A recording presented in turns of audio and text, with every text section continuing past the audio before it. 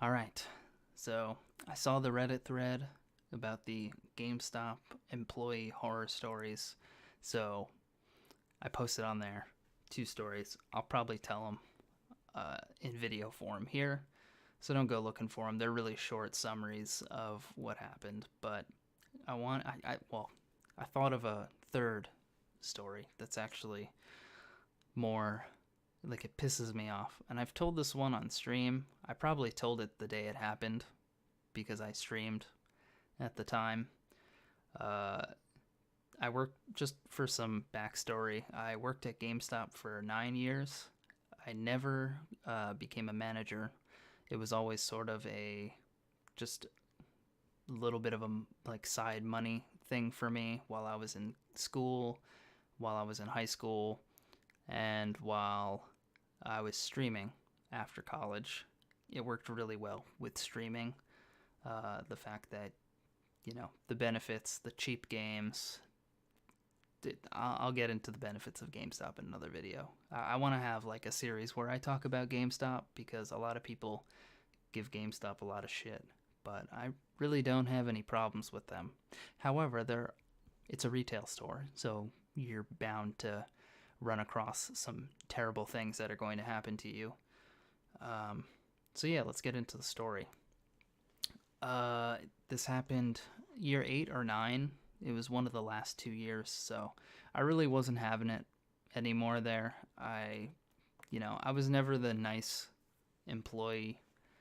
I mean, like if you didn't try to take advantage of me, I was nice to you.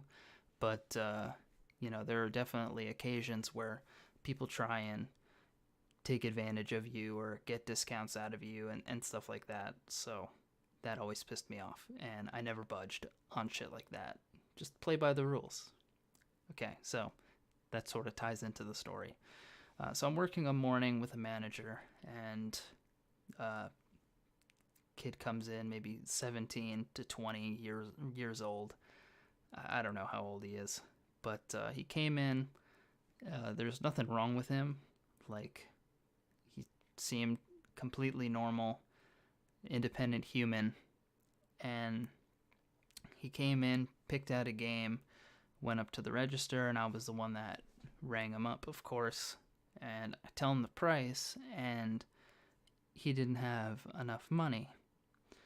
So he asks me, well, what do I do? And I'm thinking to myself, like, what do you mean? What do you do? Like, what the fuck is this guy asking? So I tell him, I go, yeah, well, you need to get more money so you can afford the game that you're trying to purchase. And, he shows me, I have a game here, and don't laugh at me because I spent this much money on Batman, and I haven't played this game yet. This just side note. So don't laugh at me for wasting money. I don't do this anymore. I'm really good with my money and the games that I spend full price on now. But okay, so he showed me a label like this, and he goes, well, look at the bottom price. Like, how come it's coming up for this? And I told him, you don't have a pro membership, so you pay full price for pre-owned games. And he then claimed that GameStop was false advertising.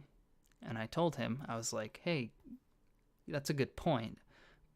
Like, you could go to court and sue GameStop, but you'll probably lose because you see these three words here, pro member price. Like, you don't have much of a case against GameStop. So you're not going to win your lawsuit, and it's not false advertising. You just have to read the fine print.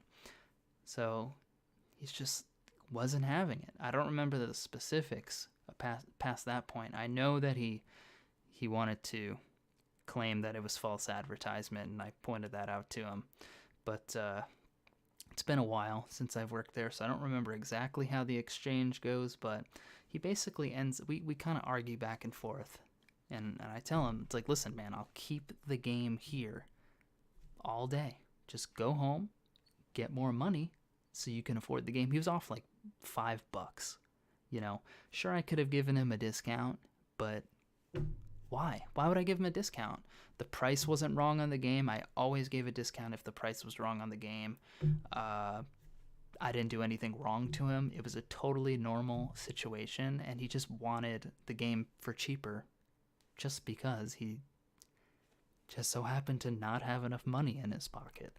And it's like, you shouldn't have picked out the game if you couldn't afford it. I'm just like, dude, just get lost, essentially. And he didn't leave. He didn't leave.